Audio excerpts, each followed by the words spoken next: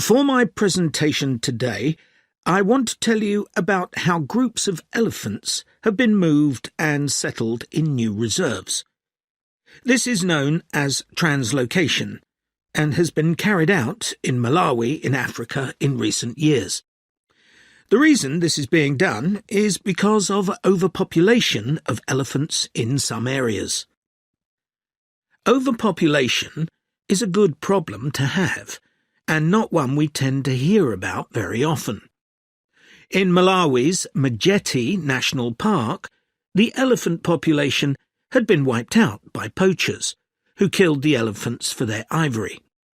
But in 2003, the park was restocked, and effective law enforcement was introduced. Since then, not a single elephant has been poached. In this safe environment, the elephant population boomed. Breeding went so well that there were more elephants than the park could support. This led to a number of problems. Firstly, there was more competition for food, which meant that some elephants were suffering from hunger. As there was a limit to the amount of food in the national park, some elephants began looking further afield. Elephants were routinely knocking down fences around the park, which then had to be repaired at a significant cost. To solve this problem, the decision was made to move dozens of elephants from Mageti National Park to Nkhotakota Wildlife Park, where there were no elephants. But, obviously, attempting to move significant numbers of elephants to a new home 300 kilometres away is quite a challenge. So, how did this translocation process work in practice? Elephants were moved in groups of between 8 and 20, all belonging to one family. Because relationships are very important to elephants, they all had to be moved at the same time. A team of vets and park rangers flew over the park in helicopters and targeted a group, which were rounded up and directed to a designated open plain. The vets then used darts to immobilize the elephants. This was a tricky maneuver, as they not only had to select the right dose of tranquilizer for different-sized elephants, but they had to dart the elephants as they were running around. This also had to be done as quickly as possible, so as to minimize the stress caused. As soon as the elephants began to flop onto the ground, the team moved in to take care of them. To avoid the risk of suffocation, the team had to make sure none of the elephants were lying on their chests, because their lungs could be crushed in this position. So, all the elephants had to be placed on their sides.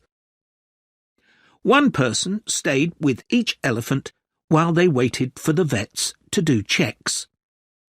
It was very important to keep an eye on their breathing. If there were fewer than 6 breaths per minute, the elephant would need urgent medical attention.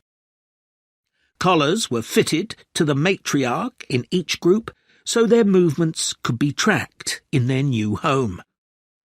Measurements were taken of each elephant's tusks.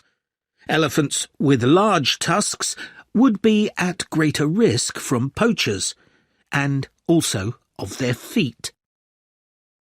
The elephants were then taken to a recovery area, before being loaded onto trucks and transported to their new home.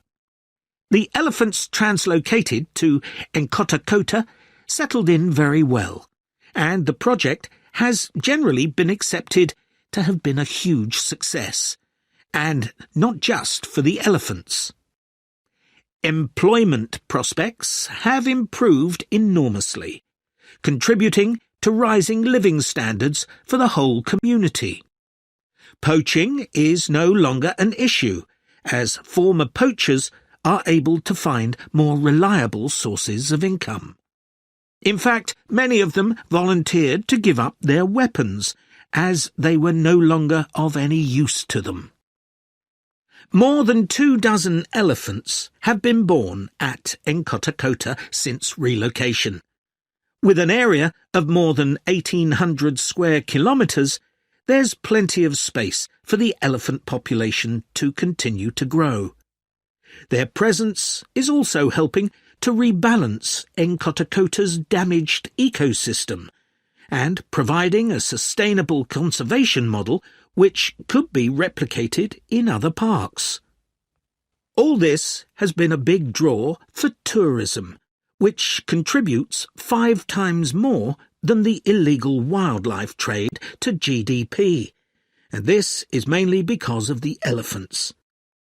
There's also been a dramatic rise in interest from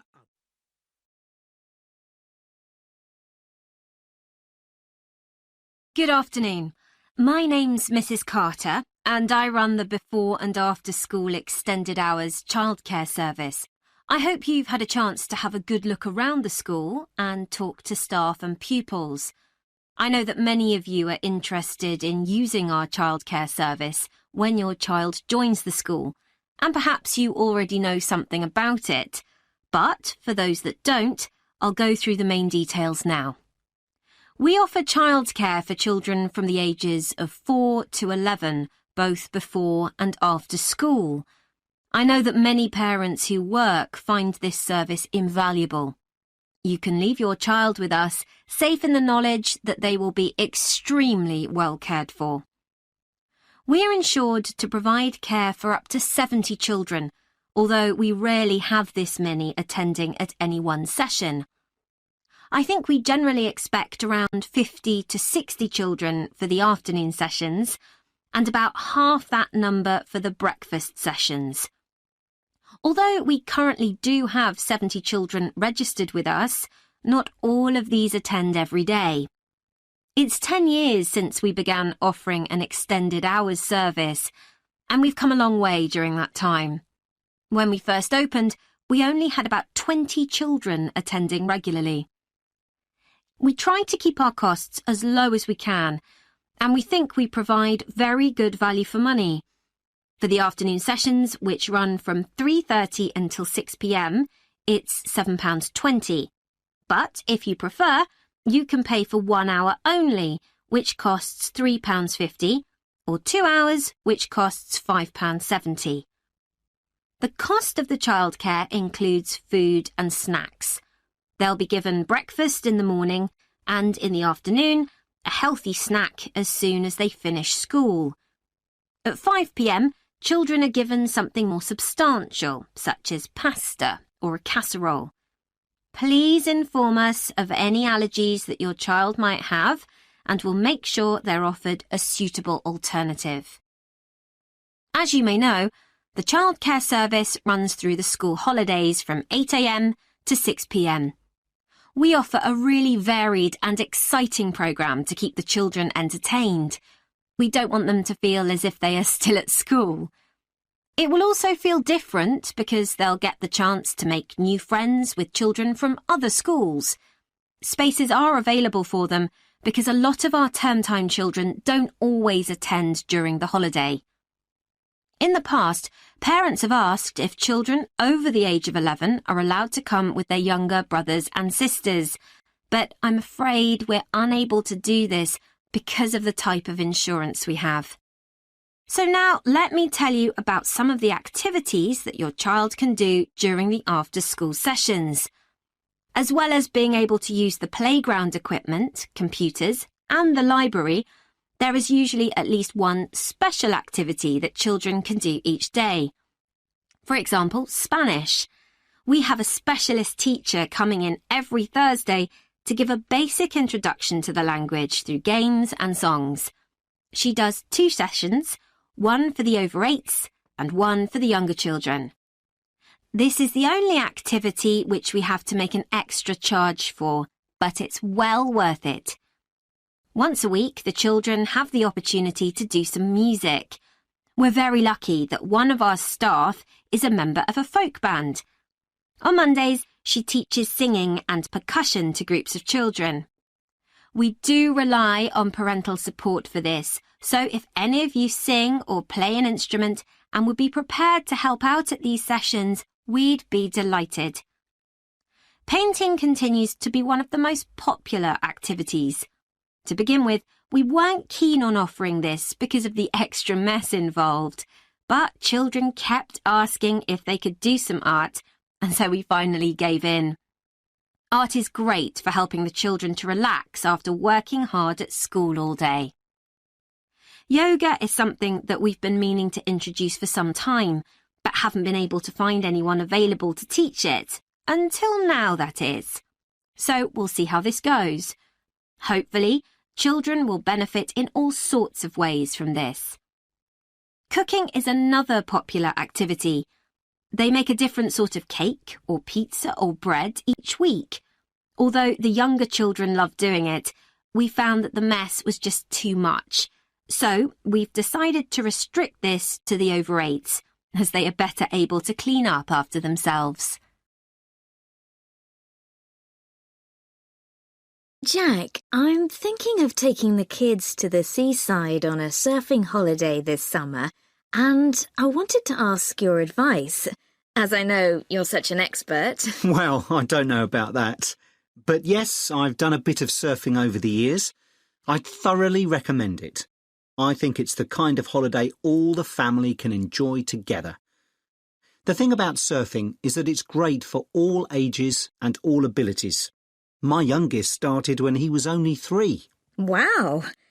But it's quite physically demanding, isn't it? I've heard you need to be pretty fit. Yes, you'll certainly learn more quickly and won't tire as easily. Well, that should be okay for us. You've been surfing a few times in Ireland, haven't you? Yes, there's some great surfing there, which people don't always realise. And which locations would you recommend? There seem to be quite a few. Yes, there are loads. Last year we went to County Donegal. There are several great places to surf there. What about in County Clare? I read that's also really good for surfing. Yes, it is. I've been there a few times. Most people go to Lahinch. My kids love it there. The waves aren't too challenging and the town is very lively. Are there good hotels there? Yes, some very nice ones. And there are also a few basic hostels and campsites. It's great if you need lessons, as the surf schools are excellent. Sounds good. Yes, and there's lots to see in the area, like those well-known cliffs. I've forgotten the name of them. Oh, don't worry. I can look them up. I've also been surfing in County Mayo, which is less well known for surfing, but we had a really good time. That was a few years ago when the kids were younger. There's a good surf school at Carraniskey Beach. How do you spell that? CARROWNISKEY.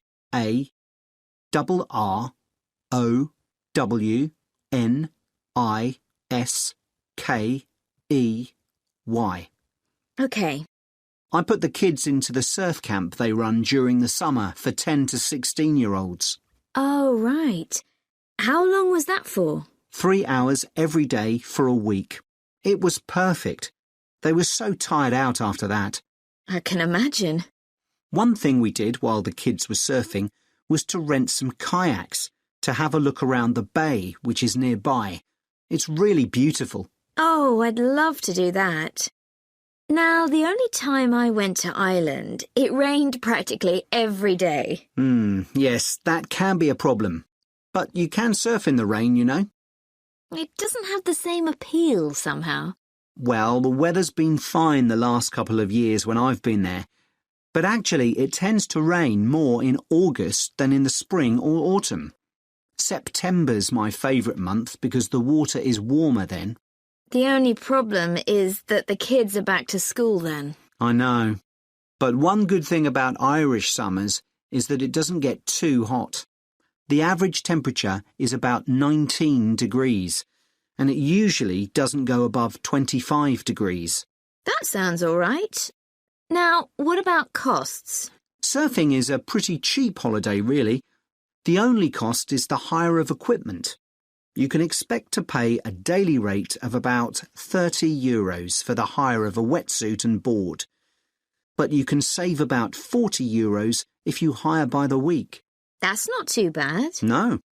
It's important to make sure you get good quality wetsuits.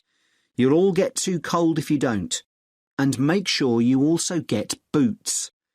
They keep your feet warm, and it's easier to surf with them on too.